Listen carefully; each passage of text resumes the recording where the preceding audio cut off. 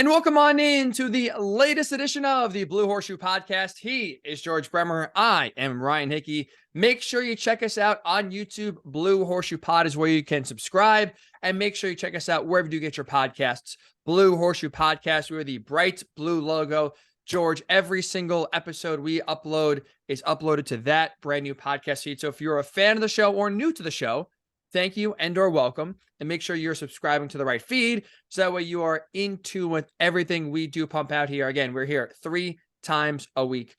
George, today, game preview pod. Rams do come to town. We'll have Rich Hammond from the 11 Personnel podcast join us here in a little bit to go behind enemy lines, get a little scouting report on LA as they come to Lucas Oil Stadium for the second time in 3 years. And now, George, you look ahead towards Sunday, hopefully some optimism. As we record this on Thursday, you had Anthony Richardson return to practice in full Wednesday, in full Thursday. So things are trending positively for Anthony Richardson. Same thing with Ryan Kelly. Things are trending positively with Ryan Kelly. Both return to lineup on Sunday. But George, like we said last week, practicing in full on Wednesday, practicing in full on Thursday, nothing in terms of guaranteeing they'll be on the field on Sunday. No, I mean, obviously it's more encouraging than last week when Gardner Minshew was running the first team and Anthony Richardson was on the sideline. But this is a brain injury, and you don't know how these things are going to change. It's a day-by-day evaluation. You want to see how he comes through every day. Obviously, it's a very good sign that both Ryan Kelly and Anthony Richardson practiced in full Wednesday, came back and did it again on Thursday. Means there wasn't a recurrence of symptoms in between those days, which is what they're looking for, and that's outstanding. But still, at the end of the day, they've got to get by an independent neurologist. That could happen Friday. It could happen Saturday. It could not happen. You can go backwards in this protocol as well. So right now, every indication is extremely positive. I think the expectation right now is that they'll both play on Sunday, but literally until they get that final step cleared, it's in question. So if we at least assume, I know it's a dangerous game, right? The old elementary school cliche, when you know what happens when you assume you make an ass out of you and me. But if we assume at least, things are going to project well, and we have Richardson and Kelly back in the lineup, George, this is going to be a really big test for this passing offense, right? Because you look at the Rams right now, their secondary has been one of the best in the league so far through 3 games. It's not a secondary with any recognizable name. It's basically been a true no-name defense in the back end. But you look at what they did on Monday night against Joe Burrow and the Bengals, really flummoxing that high-powered passing offense. They did a good job week number 1 against another high-powered offense in the Seahawks with DK Metcalf, Tyler Lockett, Jackson Smith, and Jigba. It's been tough sledding in the air so far for the 3 opponents, if you want to include the 49ers as well, that LA has had. George, right, we've had a lot of questions about this wide receiver group. We've had some hopes about this wide receiver group, and we saw some flashes even where you had Michael Pittman Jr. make a really nice catch in overtime, a big play to help the Colts get out of their own goal line and make a big play down the field. Alec Pierce, almost a great play by the defensive back, but almost hauled in what could have been a massive gain to help the Colts win the game in regulation. You're starting to see some signs of breakouts. This would be a tremendous spot, and this is a tremendous challenge, George, for these wide receivers to truly show if they can be playmakers this season. Great test coming up on Sunday. Absolutely, 100%. Josh Downs had a really good game on Sunday as well. I think they haven't had all 3 of them click together at the same time. I think that's something Reggie Wayne told us today. That's what he's looking for. That's when you get into that pick your poison situation, that's when they can be really dangerous. And then they haven't had that yet this year. So what better time than now when you're facing, one of the best pass defenses in the league. One of the reasons that the Rams are so good, they don't have to blitz. You've got Aaron Donald up front. You're going to get pressure. You're going to collapse that pocket. So you don't have to blitz. And that's going to help any team. You're going to have more guys in the back end, to flood those passing lanes. Anthony Richardson, if it is him as expected, going to have to do a good job like he did against Jacksonville of reading what's going on back there and taking what the defense gives him. So, but, the bottom line is that only gets you so far. That keeps you at the low yards per attempt that they've had so far this year. Somebody's going to have to win a one-on-one matchup. Somebody's going to have to get open. Somebody's going to have to get deep. They're going to need, if they're going to beat the Rams on Sunday, they're going to need an explosive player 3. And so, Pierce is always that guy that you look to for that. He's always the number 1 guy in that regard. I know Pittman had just an incredible catch, the 33-yarder. against Baltimore with, double coverage, and he knocked his helmet off. And Reggie Wayne said those are the kind of plays that take receivers from being good to being elite.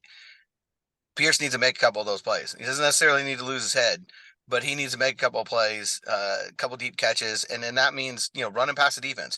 We've seen it a couple times already this year. It's not always been on him. I know there's one Gardner missed this week. There was one that Richardson missed the week before. The Colts have got to be really on their cues on that, because they're not going to get a lot of chances, you wouldn't think, against this defense. And when it's there, you're going to have to hit it. And that's why I look at this matchup, George. This, at least for me, like in terms of the guy who step up the most, I'm with you in the sense that you just listed or name Alec Pierce. I think it has to be the guy this week, because again, you look at the expectations going to year number 2, supposed to be the big play guy. And like you said, it hasn't right now evolved to that, in part, again, not because of him specifically or only. It's been a confluence of factors, including the fact that your starting quarterback that is supposed to, one of his strengths in this game is the deep ball, has missed half the season so far through 3 games. So again, it's not exactly all on Pierce as to why he's not made that explosive play just yet that we've seen him make countless times last year. But this feels like the game. Right? If you have Richardson returning and you have now a lot of one-on-one battles, you got to win one. Be able to take the top off the defense here, let Richardson uncork one, and really start to provide some sort of fear to this Rams secondary. Because even though the Colts are 2-1 right now, when it comes to the passing game, George, there is really no reason right now why opponents should fear the passing game. No, that's the thing. They've been running the ball really well. Sooner or later, you would think that that's going to open up the passing game, that people are going to bring in that extra defender because they've got to stop the run. And you think with Anthony Richardson's return again, the run game would get even better because you're going to have him in now as an element in this. But yeah, the passing game's got to come to life. It's not a passing game that would suggest that they're 2-1 so far. I mean, it's been a struggling passing game, especially from a big play standpoint. They've really got I think 2 touchdown passes, maybe 3. It's not many. Most of their touchdowns have come on the ground.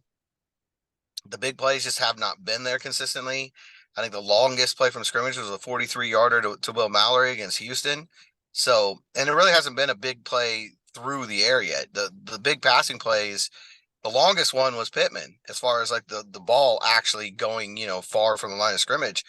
Most of the big passing plays have been shorter passes, like that 39-yard screen pass that became a touchdown, not necessarily deep balls that were connected. So, sooner or later, you got to prove to an NFL defense that you can do that. If you're going to be consistent and you're going to be successful week in and week out, you've got to prove to the other side that you can get past them and you can connect on big plays. And I think especially against a team as potentially as explosive as the Rams, I know their offense isn't quite where they want it to be yet this year, but you can see the pieces. Even without Cooper Kupp, they've got Matthew Stafford.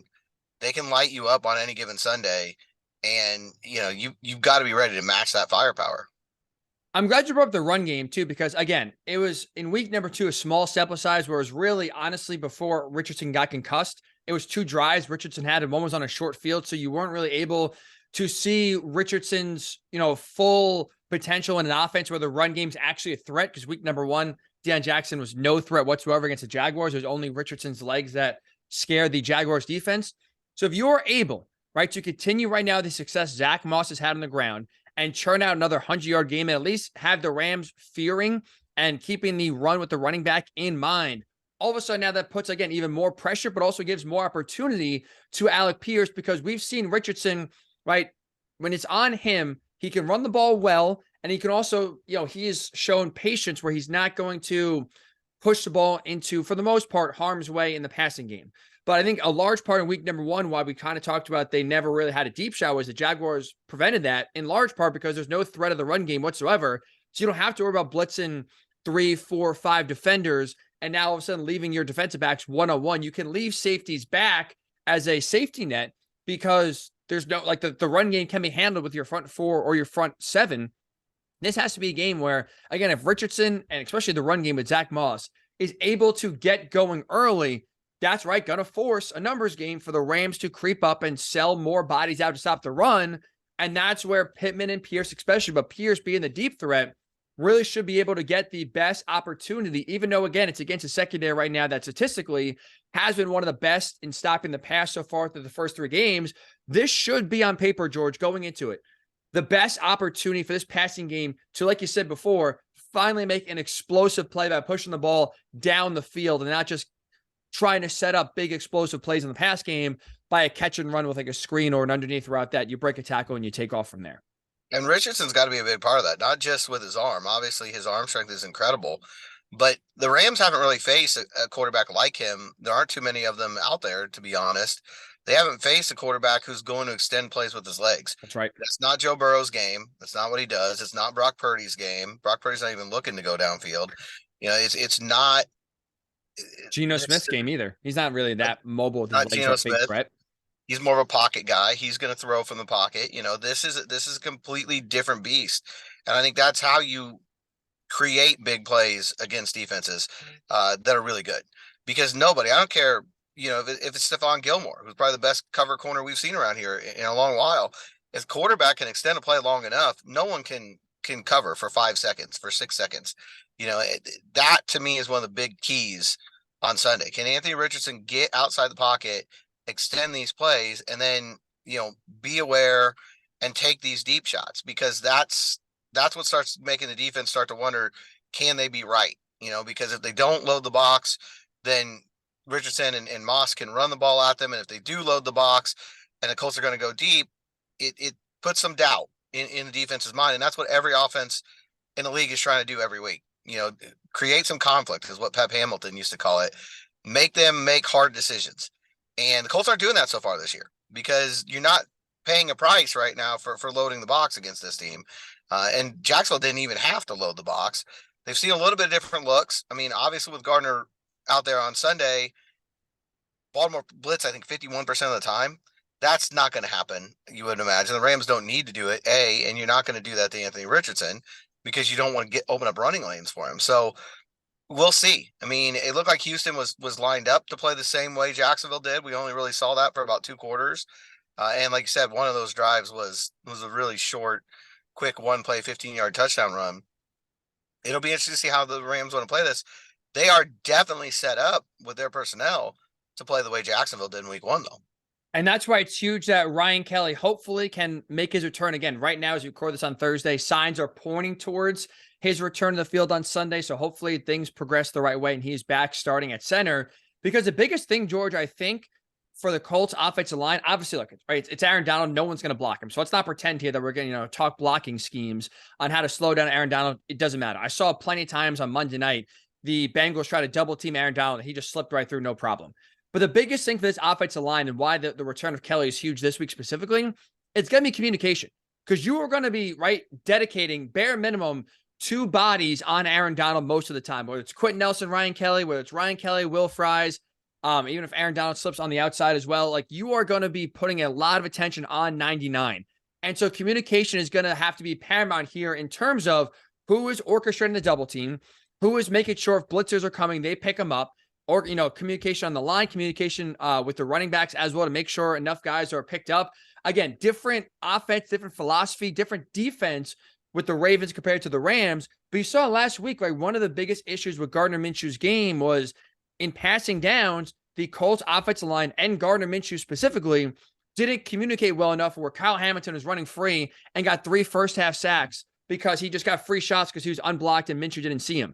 You can't have that with Richardson. Again, things change, but that's why communication, especially on the offensive line here, is going to be massive this week because obviously Aaron Donald's going to get a lot of attention. That's going to free up a lot of these other Rams defenders to, try to make a play here. You cannot allow free rushers because all your attention is on 99, and you have guys coming from the backside, right up the middle here, getting free shots on your quarterback, who again, if he's back, is coming off of concussion. Part of obviously you want the play to succeed, but also bare minimum, George, you want Anthony Richardson for the first time in his NFL career to finish a game. I said that might be more important than a win this week. In all honesty, the biggest measure of success this week might be if the last offensive snap is taken by Anthony Richardson, no matter what that snap looks like, because it hasn't happened yet, obviously, through 3 weeks. He's only played really 5 of the 12 quarters. I mean, technically he started the second quarter against Houston, but he was out so quickly that 5 is a more accurate number there. And they can't, that can't happen. Obviously that's we've been talking about it forever. Maybe manage your expectations isn't as strong a phrase as it was. But the one theme of this pod that has not changed is the development of Anthony Richardson still the most important part of this season. Maybe they can get into the playoff chase.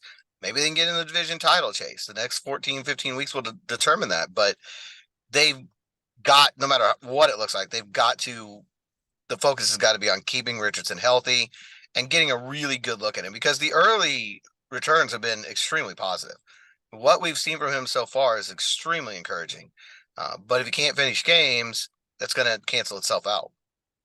And defensively, George, right? We talked especially a lot on Tuesday pod. If you missed it, again, check it out on YouTube, Blue Horseshoe Podcast, or wherever you get your pods as well. We gave a lot of praise, rightfully so, to the defensive line for the Colts and the defense for the Colts on our post-game pod Sunday, and then again on Tuesday in the kind of the wrap-up.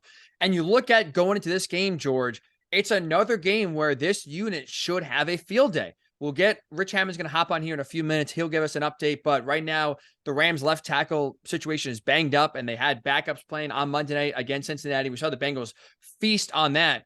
But you look at this right now, the Rams and how they operate. Matthew Stafford has 126 pass attempts right now through 3 games, second most in the NFL. So it's no secret right now what the Rams are going to try to do. They're going to try to pass the ball. And on Monday night, again, I would right now equate to what the Bengals defensive line is doing to a lot what the Colts are doing in terms of talent and dominance. You had 6 sacks of Matthew Stafford on Monday night, George, 20 quarterback pressures. So they were living in the backfield all game long. Even when Stafford was getting the ball out, it had to be quick, and he's still getting punished for it. We've seen this great Colts defensive line so far, and the front seven dominate for the most part through the first 3 games. That should and has to continue on Sunday, because like I said, this is a really good passing offense. If you get Stafford time, even though there's no Cooper Kupp, they still had a lot of success and could put a lot of points on the board if allowed time. Yeah, it's going to come down to defensive line again. I think that's going to be the theme of this season. The front seven of this team has been so dominant through 3 weeks. They have got to come and bring that same energy and that same performance again this week, because if you give Matthew Stafford time, he will beat you. And the Colts know this firsthand. The last time the Rams were here, they put up 30 some odd points. I think they won that game. It was a close one, but Stafford was able to kind of have his way. Cooper Kupp was here, which is obviously going to change things, but doesn't really matter with him. He's one of those guys that if you give him time, I think you can make an argument whether it's him or Trevor Lawrence, but it's within a reasonable statement to say that Stafford's the best quarterback they've faced so far this year. Yeah, especially with, honestly, the way Trevor Lawrence has played since that Colts game. I think you're right so far, because he's kind of gone downhill. CJ Stroud is impressed, but nowhere near the level of Stafford. And Lamar Jackson, didn't play well and still struggling or trying to get used to a new offense. I would agree with that right now in terms of his savviness. We saw it in week number 1 against the Seahawks. If you don't get pressure on Matthew Stafford, he will pick you apart.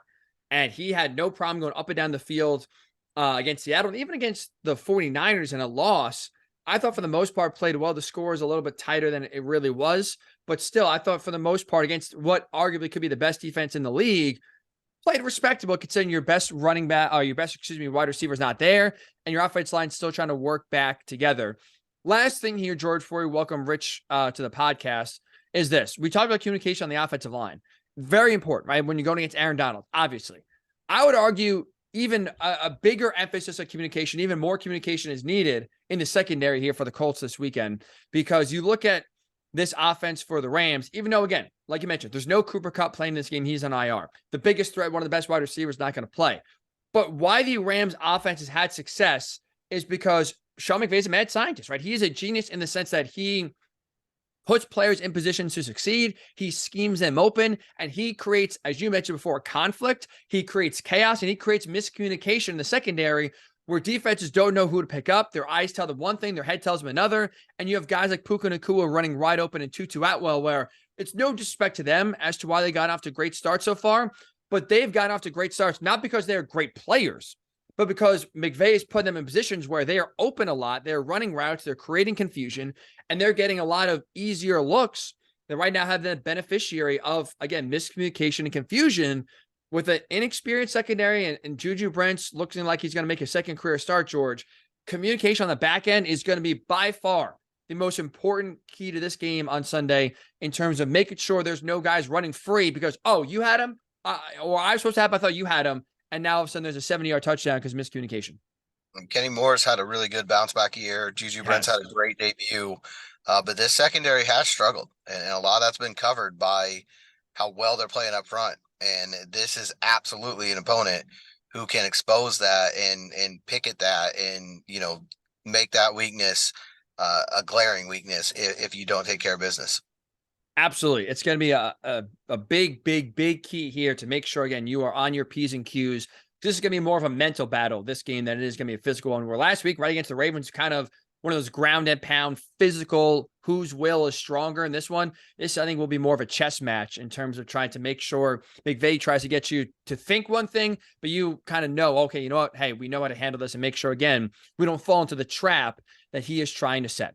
Okay, when we do return here on the Blue Horseshoe podcast, Rich Hammond from The Athletic will join us, covers the Rams, kind of get his take on right now the season so far through 3 games, the offensive line shuffling, and how the hell do you block 99? We'll try to figure it out, George. Also, game picks as well. Unfortunately, our perfect 17-0 record was ruined last week, but ruined in a good way because we both picked the Ravens to win and ended up, obviously, the Colts winning. So we'll try to get back on the winning track here and have our record in terms of picks match maybe the Colts record right now of being 3-1. We'll do that again. Rich Hammond joins us next right here on the Blue Horseshoe podcast. All right, welcome back into the Blue Horseshoe podcast. Time to go behind enemy lines. We welcome in Rich Hammond, co-host of the 11 Personnel podcast you could find on The Athletic. That is a Rams-based podcast. Rich, thanks for coming behind enemy lines with us right here in the Blue Horseshoe Pod. Welcome. Hey, my pleasure, guys. It's going to be a real interesting game. I'm really looking forward to it. It is. It is going to be a fun one for sure here. Definitely did not expect this hot start from the Colts.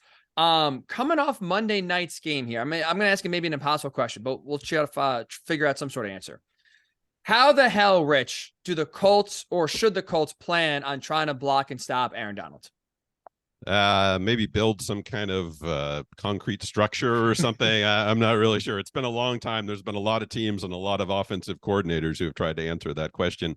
Really is you plan for it and you try to mitigate it as much as possible. You can't ever plan to take that guy out of the game. Occasionally it does happen.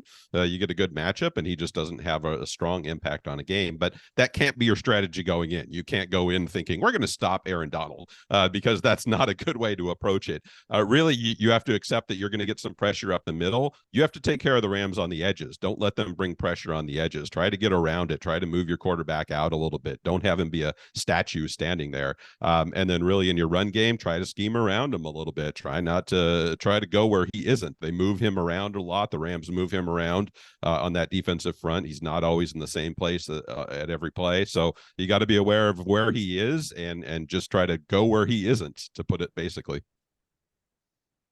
Flip to the other side of the ball. I know Matthew Stafford he doesn't have all of his weapons, but when he has time, he's still probably as dangerous as anybody in the pocket in the league.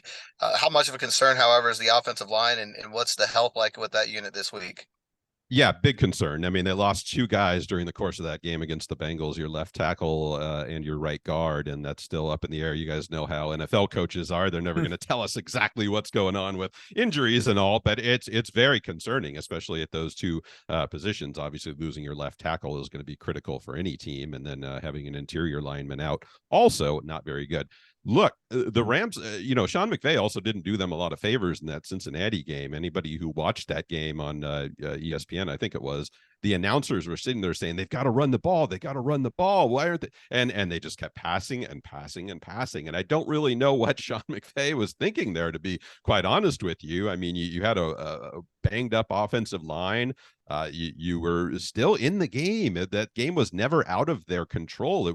They were leading, or it was tied, or it was a 3-7 point game, and they just insisted on throwing the ball over and over again and putting Matthew Stafford in those positions. I don't know why. I think it just got away from them a little bit, but they've got to have that balance. They've got to be able to make the defense think that they're going to do something other than throw the ball. They got to have connections with those short passes that they didn't have against Cincinnati. So it's concerning, to answer your question directly, but it's also concerning that the play calling didn't exactly mesh with what you need to do when your offensive line's a little banged up.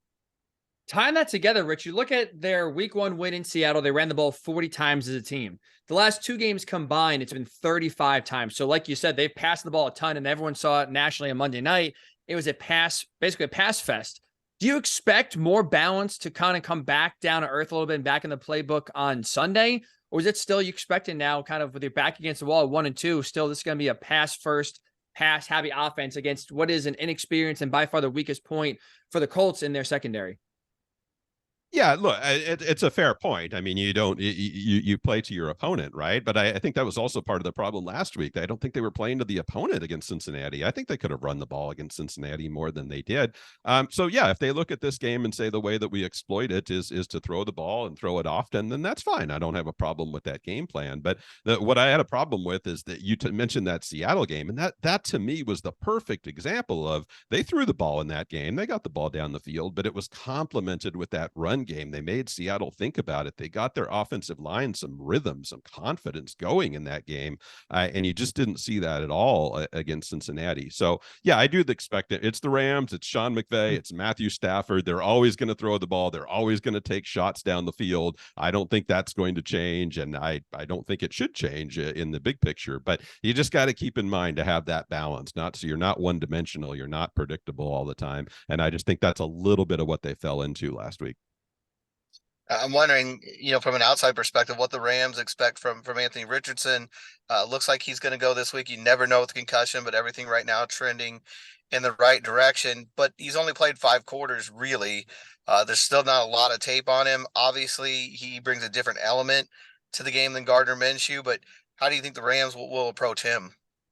Yeah, it's a little bit of what we are talking about with Aaron Donald, right? I mean, Anthony Richardson's a guy who's not going to be a statue in that pocket. That's the last thing he's going to be. So it doesn't particularly play to the Rams' strengths. They like to have somebody back there who Aaron Donald can just tee off on and come right up the middle and knock him down. So that's not going to be Anthony Richardson. He's going to make plays with his feet. He's going to extend plays. He's going to move that pocket and get around on you. So it definitely brings a dimension that they haven't seen, so far this season. And that's where I go back to the edge rushing. You've got to be able to get some pressure from that outside. You got to be able to keep him in that box a little bit and not let him get out and freelance and do what he does well. So I'm sure it's a little bit of a challenge. It's a short week for the Rams, having played on Monday night. You don't really know what the quarterback situation is going to be there, although, like you said, it seems to be trending in the right direction, and that's great news. Anytime anybody has a head injury, I'm very, very happy to hear that they're over it and coming back. So definitely a challenge. The Rams have had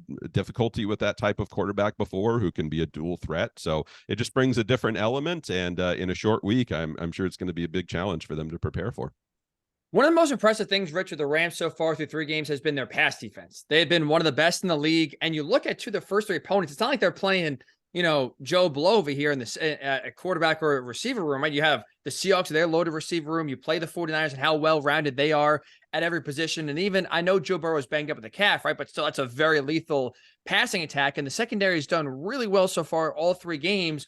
There's not a lot of names, right, that fans would recognize in the secondary. What's been right now their secret sauce, or what's been going right that so far they've been through 3 games, one of the best pass defenses in the league?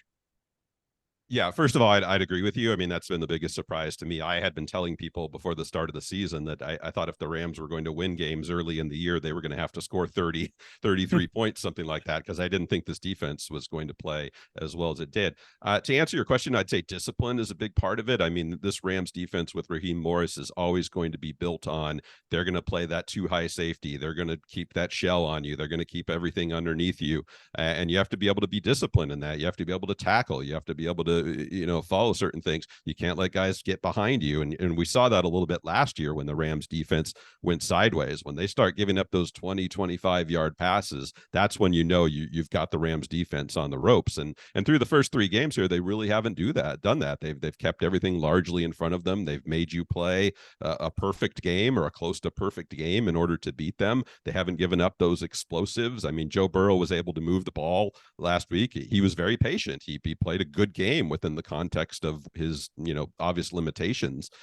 He didn't make a lot of mistakes. He eventually got the ball to Jamar Chase. So there's discipline there. It's you have to be able to not let those guys get behind you, not let things break down on you, and then occasionally get an interception here and there, which they did against the Bengals to keep them in the game. So I would agree with you, given what they have there. Big surprise to me. A lot of youth, a lot of inexperience there. I did not expect them to hold up through 3 games as well as they have. And last one for me. We kind of started the Matt Gay for MVP campaign here on Sunday night. Obviously, there was a lot of question when he got that record deal. What did you see from him when he was a Ram, and were you surprised at all by his performance on Sunday? Sorry, you broke up there. I didn't hear the first part of that. Matt Gay. Right. Yeah. Okay. So I thought.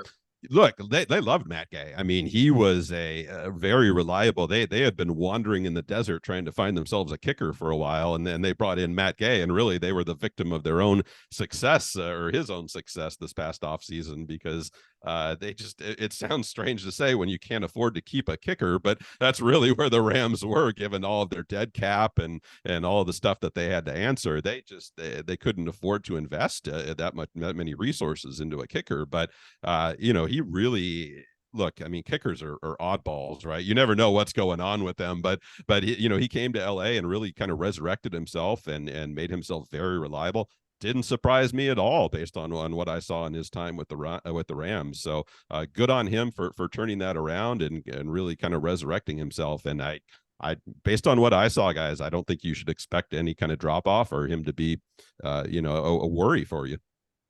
You mentioned before, Rich, about the defense for the Rams, like the secondary and discipline, right? Is the biggest word and the biggest theme you kind of use as to why so far they've been so successful through 3 weeks. We were just talking before, George and I, about the Colts and their inexperienced secondary.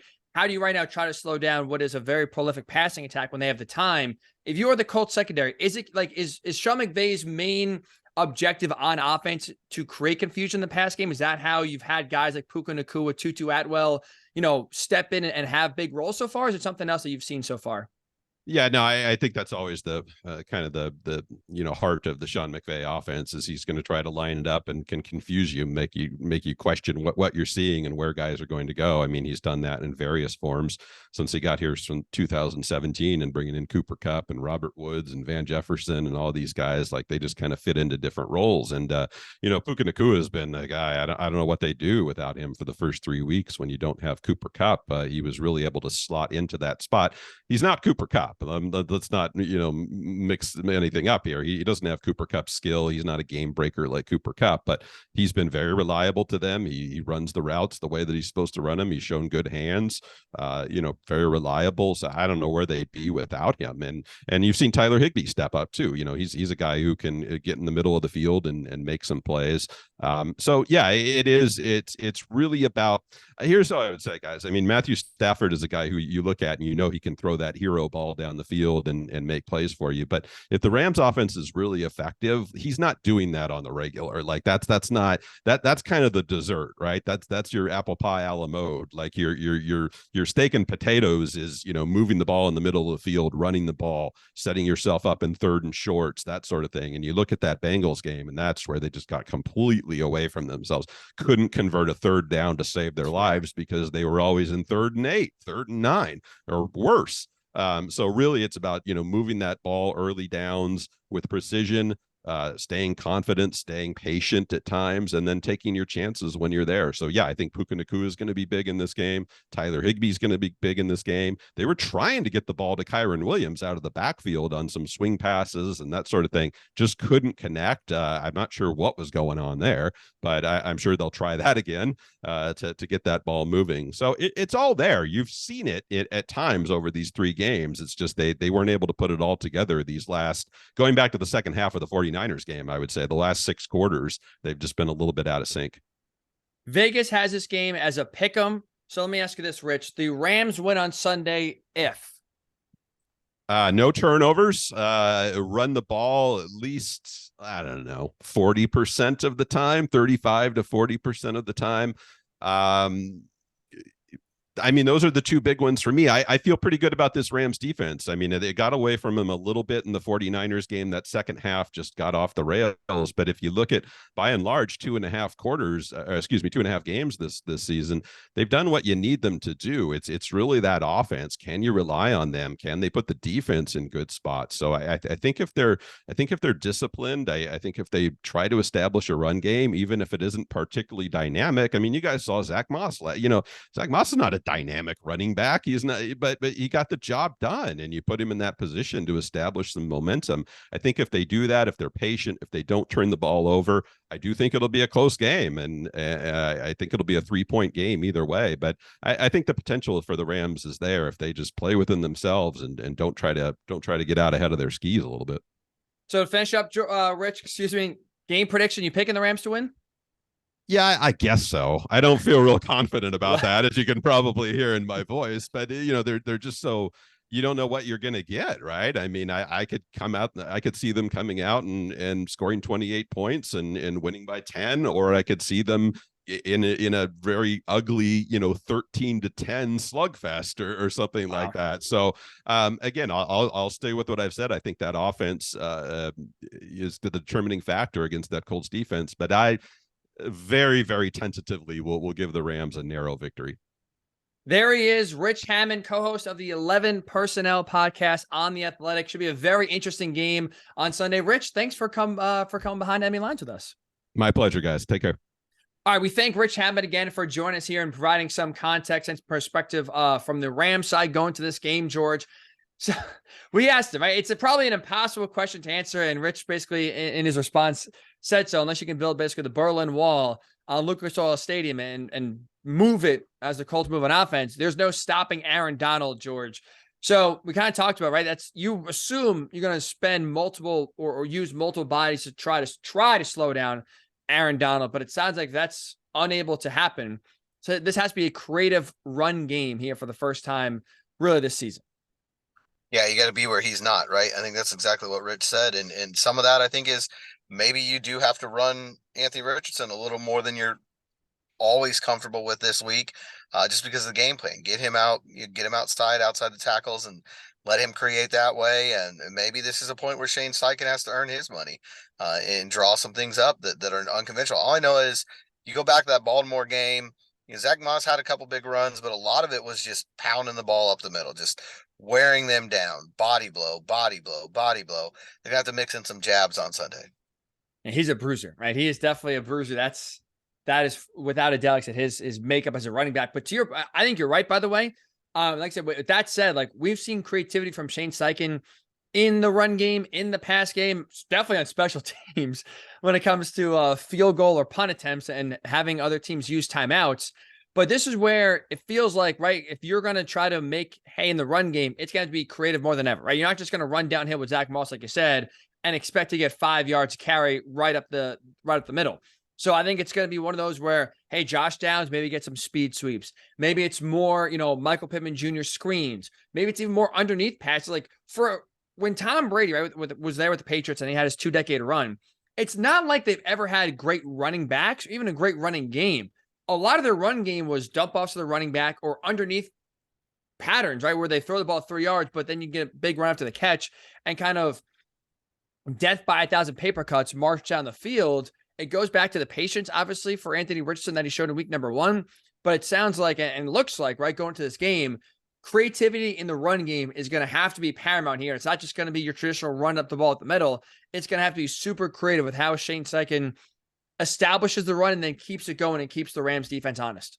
Could this be a big game for the tight ends? Is this a place where you lean on Drew Ogletree? You need a big play from Mo. Is this an area where you got to attack that, get that quick pass, get the ball out, whatever they've got to do to get more people involved. And then, along those lines, because Rich, kind of illustrated it, when the Rams have had trouble, it's getting beat deep. We were talking about that, in the opening. I think it's very important for the Colts to find those chances and take those chances, because it's not easy to do against this team. But if you can get Richardson outside the pocket, give him that run pass option, Alec Pierce again becomes one of the most important guys on this team. Get those safeties in the box, right? And that could be, again, jet sweeps to Josh Downs that are working, screens to receivers that are working. You get good blocking. Again, we saw Michael Pittman Jr. take one for a touchdown in week number 1. And like I said, that's Anthony Richardson getting out on the run, on the edge. Now, hopefully continuing to slide and continue to run out of bounds and keeping himself safe first and foremost here. But like I said, if they start to make some hay in the run game on the perimeter, you bring those safeties down, and now all of a sudden that allows one-on-one matchups on the outside that you expect and should win at least a few of them in this game and open up some big plays. And you heard Rich say the biggest thing right now for this Rams secondary, despite the fact there's no name brand, right? There's no Jalen Ramsey in that secondary. There's no household name talent at defensive back for the Rams. Their biggest key right now has been discipline. They've stayed back. They've not gotten fooled. And also part of discipline, right, is also having the front four go to work and not having to put extra bodies in the box to slow down the run game. That has to change, George, on Sunday for the Colts if they expect to have success deep. Absolutely. They've got to be consistent, I think, as well. I mean, Rich, one of his big keys was don't turn the ball over. That's going to be huge for the Colts as well. I mean, this feels like one of those games where one turnover could change everything. You go back to Sunday again, you can argue Juju Brent's knocking that ball away from Kenyon Drake was the most important play of the game. I know DeForest Buckner said it straight up. At that point, it's going to be at least 10-0. Looks like it's probably going to be 14-0 in favor of Baltimore. Instead, the Colts get the ball back. They go down, they tie the game. The rest of the game is a completely different outcome. It feels like this is going to be one of those kind of games on Sunday. I agree with that. I 100% agree with that. And speaking to what was interesting is you heard Rich talk about, especially on Monday night. Again, if you watch the game on Monday Night Football, you saw it firsthand. The Rams are a very pass-happy team, right? They had a lot of balance in their Week 1 win against Seattle, but the last two games, it's been pass. Again, Matthew Stafford right now second in the league in terms of pass attempts with 126.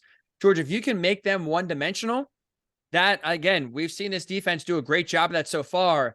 That's where you truly are playing into right now the strength of this Colts D. I think the most important thing there, and the Colts have said it all year long, but I think it may be more important this week than any other point this season, win on first down. Get them in second and long, get them in third and long. That's where they have their trouble. Make them one-dimensional, but also give them few choices on what they can do. You got to protect that young secondary the best you can. And if Matthew Stafford is in 3rd and 2, 3rd and 3, 3rd and 4 all day, then he's going to feel really comfortable back there, and he's going to be able to kind of do whatever he wants. That means shutting down the run game. Don't let him get it started. Don't give Sean McVay the idea to use the run game on Sunday. Take it away early. I mean, I think you said, yourself, this is a guy who gets discouraged with the running game pretty quickly in the past. So, this is a big time for Buckner and Stewart in the middle there to just tell him it's not happening today. I think that's going to be a real critical component to this. Zaire Franklin, EJ Speed, those tackles for loss, get in their heads early and make them one-dimensional. I think that's the best chance the Colts have. And you see, look, that you highlighted perfectly exactly what the Bengals did on Monday night. They won on first down. Now 2nd and 11, it's automatic passing downs. And again, that helps out your defense. You know what's coming, and there's no sort of semblance of balance whatsoever. So if you win on first down, this could be a game, George, where if the Colts in the first quarter, let's say, hold the Rams to 9 yards rushing on 5 attempts, I could see, and Rich kind of hinted on what happened in Cincinnati Monday night, I could see McVay saying, screw it. We're passing the ball the rest of the game, especially if also the Colts can replicate the fast start they got off to Week 2 in Houston, where you can jump out to a 7-0 lead, a 10-3 lead, maybe even a 14-3, 14-7 lead. You get out early, along with, again, that defensive line doing what they should against what right now is a banged-up offensive line that Rich has a lot of concern about going into Sunday, and you limit the run game. You're up early, and you take away the run game, it's going to be a pass-happy offense or pass-happy play call on Sunday from Sean McVay. And that, again, should help this Colts secondary, even though they'll get tested, but you then should be able to put resources to help slow down because you're not guessing there's going to be a run, there's going to be a pass. So you can play now for the pass and basically play the defense that teams have been playing against the Colts so far, dropping 7, dropping 8 for most of the season so far or early on.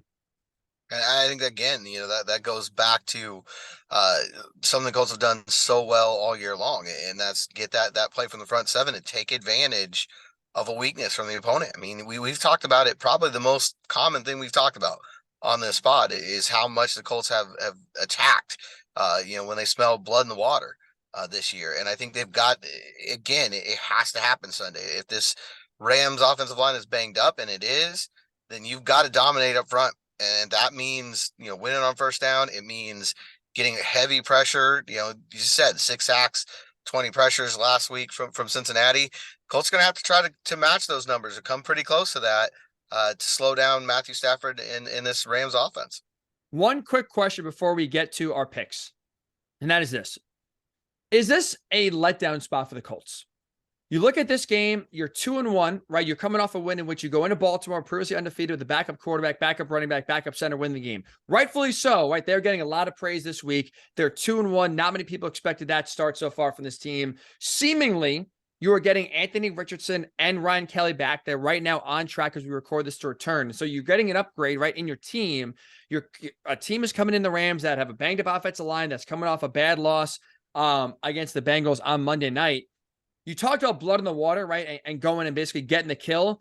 This team, I thought last year, George, one of their biggest downfalls early on was the lack of killer instinct, where you had a nice win against the Chiefs in week number 3, followed that up with a loss to the Titans in week number 4. You had a nice win over the Jaguars to kind of get your season back on track as you're 3-2-1, lose again to the Titans. Are you worried at all going into this game? And kid you said, even at practice Wednesday, Thursday, that there is a chance that there's an emotional letdown or that the Colts just are overlooking the Rams? I don't get a sense of that from the locker room right now, but I think it's always one of your biggest concerns. It's easy when you're the underdog, like the Baltimore game, to just no one respects us. You saw some of the pregame stuff, so you're Franklin talking about they're only talking about them. We're going to make them talk about us at the end of the game. That's a lot easier to motivate your team. When you've had success, sometimes it's harder, come out here and say, to keep that hunger. The Colts should still have it. Last year was a big enough disaster that one win in Baltimore shouldn't take that away. But you don't know how everyone's going to respond. And I think one of the biggest things, Rich was talking about, don't gamble on this sport because it's so insane. And Cardinals beating the Cowboys last week is probably as good an evidence of that as you're going to find. But so many times we talk again and again, one of the few consistent things in this league, the most desperate team wins. How many times have you heard that? That's you could true. argue the Colts were the most desperate team going to Baltimore last week. This week with the Rams 1-2, does it flip the other way? Can you match that intensity? Can you match that energy?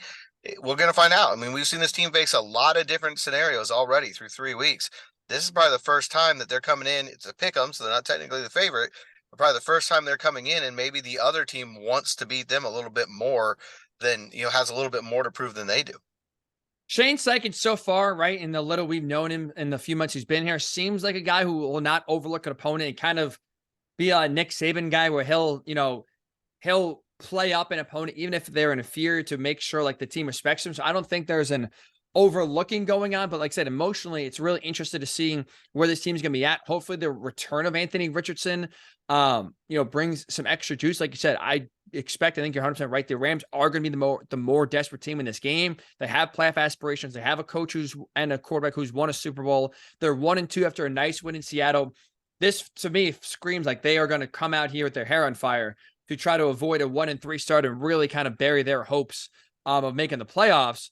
Colts have to match the energy. You're 100% right about that. And that's going to be, I think, a key to watch early on in the game. We kind of talked about the Colts getting off to a good start early on and getting the Rams out of their offense and eliminate the balance that they have between run and pass. Another key, too, is for the Colts, making sure that, again, you don't get behind early. And all of a sudden, now that flips on you. And now you're the one playing catch up, and you're the one that's like, becoming now out of whack and being more of a pass happy team, not getting that balance that they had so far offensively the last 2 games that's led to their offensive success.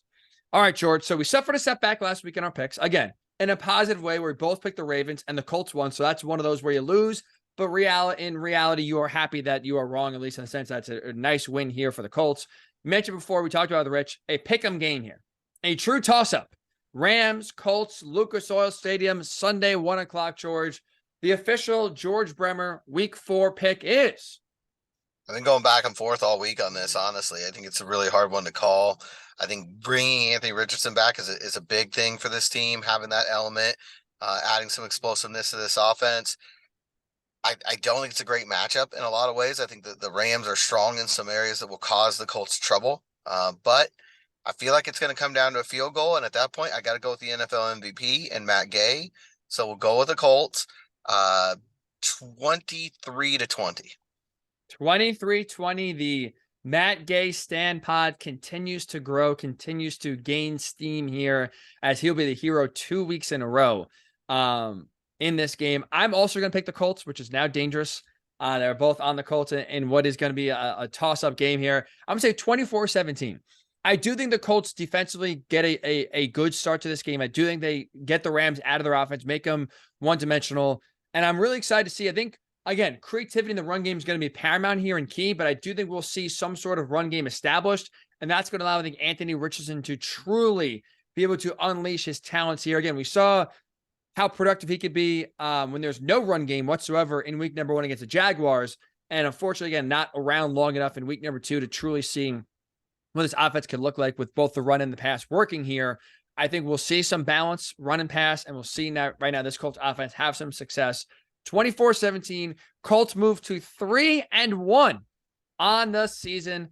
Break them up, George. Super Bowl, here we come. There's no question. The big thing on Sunday, though, everybody needs to tune in to CBS Sports Radio because they're going to hear a familiar voice. Oh, jeez. For 8 hours on Sunday. You get to speak to the nation. You ready for this? I will be doing the radio equivalent of Scott Hansen on Sunday doing, yes, CBS Sports Radio's coverage of, we call it Eye on Football, 8 hours, noon to 8 p.m. Eastern, keeping everyone updated on every score. Of course, maybe we'll mention the Colts once or twice, a little bit extra, just unbiased, of course, but make sure everyone's watching that game. So I'm glad you brought that up, George, not to talk about the opportunity, but to also talk about our schedule, because unfortunately that does hurt our schedule in terms of recording for this week and this week going, because this is just a one-time fill-in on Sunday, for me at least. We will not be having a live post-game reaction on YouTube. Unfortunately, by the time I get out of there at 8 o'clock Eastern, get back up to my apartment to get to recording, be too late. So me and George are going to record a normal podcast after the game. Still be out. Don't worry. Sunday night, please subscribe to YouTube, Blue Horseshoe Podcast. Subscribe to wherever you get your pods there as well. We will have a post-game reaction out Sunday night. If you're an early riser Monday morning, it'll be on your feed, ready to go Monday morning. Just unfortunately, live right after the game, will not be able to do that. So that is our little scheduling note for week 4 and week 4 only. So hopefully, George, I make it 8 hours. Hopefully, the Colts make it an exciting game here. Hopefully, we're talking about a 3-1 team on Sunday when all is said and done. Should be a very interesting game. Should be a fun game. That's for sure. That is for sure. And the season of fun does continue. So we'll talk to you on Sunday. Be well. Have a great weekend. Sunday night. Where else? Right here. Blue Horseshoe Pod.